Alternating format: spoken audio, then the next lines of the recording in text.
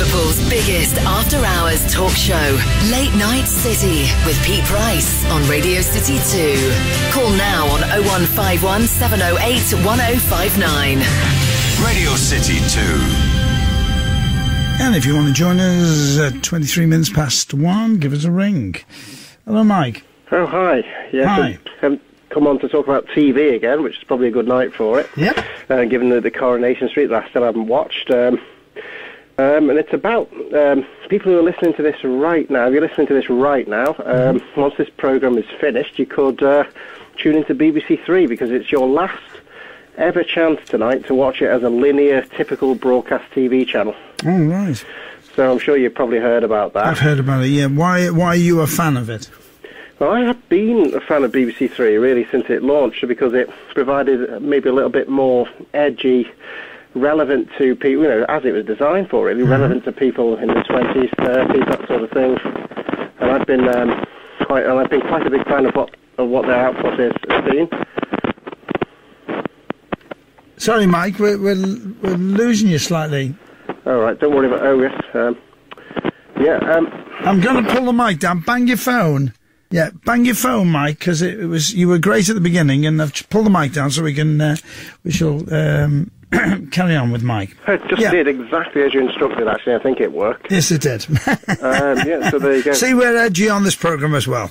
Right, yeah, so it's the last night of BBC Three tonight, and I don't think it's really going to work as well as they wanted to online because of the psychology of watching TV programmes. I think but let me stop you there and say that more and more young people are not watching television programmes at all. They're watching online. Well, that is true, and of course there's the way that you can watch on Netflix. You can watch things just because you want to watch them because they're right there. Yeah. But the most important thing about what TV that you choose to watch is that you actually already are familiar with it, and you actually think, I really fancy watching a bit of Big Bang Theory or Breaking Bad or The Simpsons, because I'm already a fan of it and I know what I'm going to get. And that is actually precisely the problem that BBC Three will be facing, which is that a lot of the great content on BBC Three are just things you may not have chosen to watch, but you might be flicking around the channels and think, this is really interesting, I'm into this now. But if it was solely on the iPlayer, you might think, I'm not likely to really be interested in that and probably not going to choose it. I think that's where the main pitfall with BBC Three is, and its move online. It's interesting, but they've got to cut down somewhere, and, they've got to cut down on finances and save money. I suppose I would have thought really the best answer would have been just simply cut the channel's budget, but keep it online as a linear stream anyway. But surely everything is moving towards computers and handphones and Apple and everything else. Everything's moving that way. Well, I suppose that's the intriguing point with BBC Three, really, is it's been online the whole time because we've simply been able to watch programmes from it on iPlayer. Yeah. And what really, we're simply getting a cut, and that's obviously what it is. Yeah. Mike, I'm really struggling with your phone. It's really... We'll put the phone down and we'll try and call you back, Mike, because you're an interesting person and we want to, let's see, and I think we got Mike back. Hi, Mike. Oh, yes, trying a different phone now. Thanks so much for having me back on. No, because it's interesting. So, what do you think, and which way do you think television is going, you yourself? Well, I think it is gradually moving to on-demand and online, but I think the main reason for objecting to them making this decision, they're going to carry on the BBC Three brand and continue it only online, would be the way you discover programmes. Most of the programmes which I've really enjoyed on BBC Three, I've discovered through just flicking channels and thinking, oh, this seems interesting, perhaps after a minute or two of watching them, and that is vital, that minute or two, because the apathy which most people have, and I would have to admit to it, to a list of programmes, say it could be on Netflix, could be on BBC iPlayer, where you think, oh, well, not sure if I'm going to be into that or not, and then you don't give it a try, you just give your favourites a try, could probably harm what they're considering to do. Well, not they are doing with BBC Three, because when you just flip channels and you find something interesting, that's often how you get into a programme. And of course, BBC Three's programmes are the more marginal programmes that need to pick up a fan base more than the more safe output that they're continuing with on BBC 1, 2 and 4. It's interesting you say that, but if you buy a TV Times or a Radio Times and look at the amount of TV channels now that are trying to give new stuff, why is BBC 3 any different? Well, of course, a lot of these channels are not giving new stuff. You know, we've got hundreds of channels broadcasting linearly, but in actual fact, it's based on a relatively small selection of programmes that get repeated. And well, of course, the BBC are doing that as well a lot. The channels that pop up, such as the new Your TV that launched on Freeview, well, you saw older shows such as Derek Acker's Ghost Towns and in the repeat show. You know, so really. It's just a rather inefficient way of accessing programmes, but at the same time, there is a powerful psychology behind the power of something being broadcast that seems to give it somewhat more authority than it just being in a list of programmes that you can pick up to watch any time. So I've discovered, for example, comedy feeds, which is some interesting comedy shorts, very youthy and very edgy on BBC Three, solely because they were broadcast at the time I was flicking around. The series Ideal about the cannabis dealer played by Johnny Vegas in a Manchester flat. That was fascinating. If all those were only available online, I might not have gone beyond, well, say, I don't watch EastEnders, but say I was a fan of EastEnders, that would be the sort of thing I'd go to the iPlayer for. I want to watch EastEnders and Eggheads, and I might have missed it because I wouldn't have given it a try. And I think so many people are like that. Do you not go round, though, the internet looking for stuff? I think it's just the way it works psychologically with most people.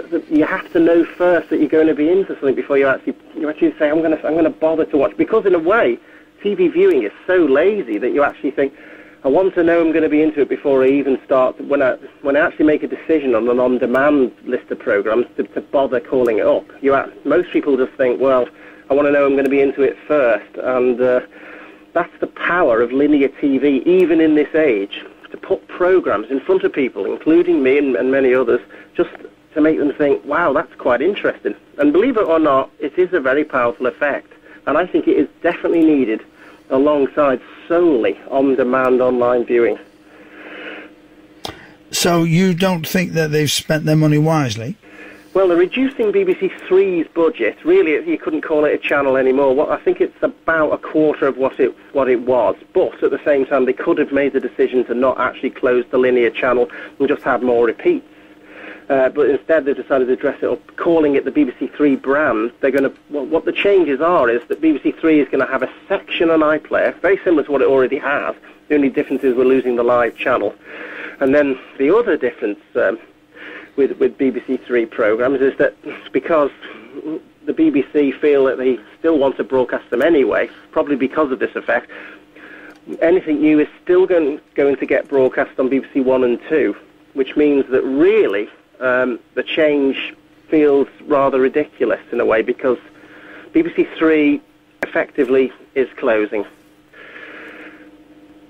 Because the programmes are going to end up in a small slot on BBC One and Two, anything that they think is worthy of an audience. Mm-hmm. And they've said that what they call long-form programmes are going to get broadcast on BBC One and Two, and they're going to produce short animations and shorts solely online. But if anything's going to become a hit, it will still rely on being broadcast on linear TV, that is BBC One and Two, following the demise of the actual proper broadcast BBC Three channel. Sad thing is, Mike, you see, in the real world, which we are in commercial radio and commercial television, we have to cover our costs. We haven't got a budget from the public sending their money in by buying their licence. What you decide to do with the budget, that's what it comes down to. Because even though the licence fee isn't being cut, but it's being frozen in real time. Well, yeah, but they've got to cut down. They've got away with it. They've got away with it too long, Mike. Honestly, they've wasted money over the years like there's no tomorrow, and they've had to come into the real world. And I suppose it really just comes down to what decisions you will make when you're cutting that budget, because.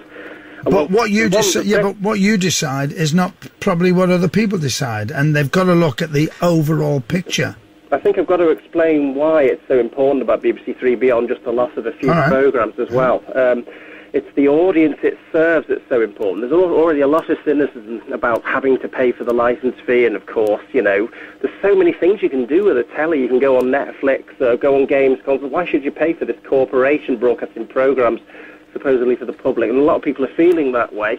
The most important thing is hearts and minds, and actually to get people on board with the BBC. And of course, I would say the younger generations are the important ones to still cater for. So I think it's a very bad decision to close a channel, reduce output on something that caters for the up-and-coming generations. And really you would say that overall, even though BBC One is meant to be a general entertainment channel, there's a lot of skew in its programming that appeals to older people. And you could say the same about BBC 2 and 4. The output is very safe. It's about DIY and cookery and gardening.